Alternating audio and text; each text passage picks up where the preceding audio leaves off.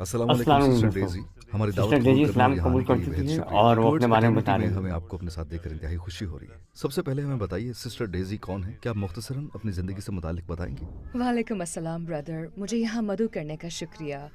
मेरा नाम डेज़ी है और मैं इस्लाम कबूल कर चुकी इस्लाम हूँ। मजहब कितना मैं खूबसूरत है कैलिफोर्निया, जनूबी और उस पे कैलिफोर्निया में दुनिया पली में बढ़ी। कितने लोगों मैंने ने अपना ईमान को ज़्यादा वक्त समंदर में अपने आप को सर्फिंग ईमान और फैलाया है। घुड़सवारी में गुजारा।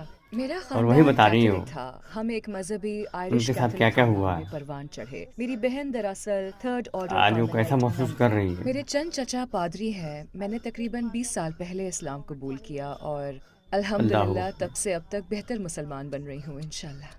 ईमान के लिहाज से आपकी ज़िंदगी कैसी थी? आप किस पर ईमान रखती थी? उस वक्त का माहौल कैसा था? इससे पहले मैं हमेशा जीसस या मरियम से दुआ करती थी और रोज़री पढ़ती थी, यानी ये तस्बीह जैसी होती है, इंशाअल्लाह। लेकिन ये मरियम से दुआ करना होता था जो बिल्कुल आमीन मुख्तलिफ था।